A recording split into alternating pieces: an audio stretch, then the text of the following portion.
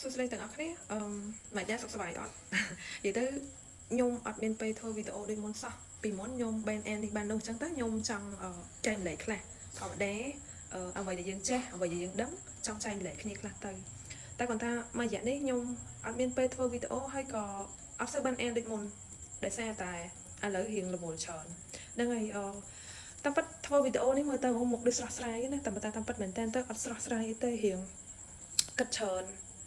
ឬថាអ្វីដែលយើងខំប្រឹងអ្វីដែលយើងធ្វើ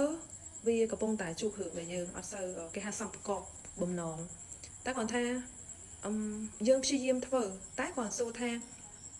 អារឿងដែលយើងខំចង់បានហ្នឹងវាអត់ទាន់បានដូចចិត្តទេតែអញ្ចឹងឥឡូវយើងមិនដែរត្រូវបោះបង់ឬក៏ខំប្រឹងបន្តអញ្ចឹងពីខ្ញុំទៅឥឡូវនេះខ្ញុំខ្លួនឯងខ្ញុំចង់និយាយថាឥឡូវវាជាពេលដែលខ្ញុំអត់សូវសប្បាយចិត្តរៀង feeling down ប៉ុន្តែខ្ញុំតែប្រាប់ខ្លួនឯងថាចេះខំទៅធ្វើទោះបីថាឥឡូវវាអត់ទាន់បានផលទេប៉ុន្តែខ្ញុំជឿទៅលើការខំប្រឹងអញ្ចឹងឥឡូវនេះខ្ញុំថតវីដេអូនេះគ្រាន់តែថាគ្រាន់ទីមួយដូចចង់និយាយជាអារម្មណ៍តិចអីចឹងដែរឥឡូវខ្ញុំកំពុងជួបប្រទេសហ្នឹងគឺរៀង down គឺធ្វើអីវាឥឡូវនិយាយទៅអារម្មណ៍ហ្នឹងវាមិនមែនថាតែលើកទី1ទេខ្ញុំធ្លាប់ជួបអារម្មណ៍ដែរលើថាធ្វើឲ្យយើងខ្លាចទៅជា stress ដែលយើងលែងដឹងថាអារម្មណ៍យើងស្អីយើងឃ្លានយើងសប្បាយយើងរីករាយ stress គឺខ្ញុំធ្លាប់ជួបទៅតែខ្ញុំអត់ទាន់ដឹងថាទាំងអស់គ្នាធ្លាប់ជួបដូចខ្ញុំនៅទេណាតែគាត់ថាបើពីខ្ញុំទៅដូចខ្ញុំនិយាយអញ្ចឹងឥឡូវកំពុងតែជួបទៀតហើយប៉ុន្តែគាត់ថាខ្ញុំអាចរកវិធីធ្វើមិនថាកុំឲ្យខ្លួនយើងនឹងរៀងតានតឹងពេកយើងត្រូវធ្វើអីដល់ឥឡូវអញ្ចឹងខ្ញុំដឹងថាខ្ញុំ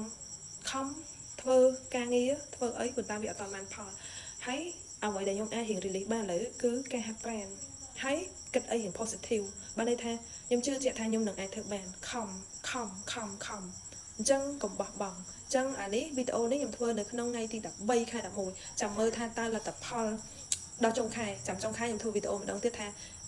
មានរឿងអីខ្លះតើមានសំណាងល្អមានរឿងល្អឬក៏ការខំប្រឹងរបស់ខ្ញុំហ្នឹងវាបានលទ្ធផលអត់អញ្ចឹងពីខ្ញុំទៅដូចនិយាយចឹងឥឡូវនេះដោយសារតែគឺចង់និយាយចឹងហ្នឹងហើយអញ្ចឹងអូខេរៀងច្បុកច្បល់តិចហើយអញ្ចឹងបើថាអត់ចង់មើលទេអូសចោលហ្មងចាំជួបគ្នាថ្ងៃ30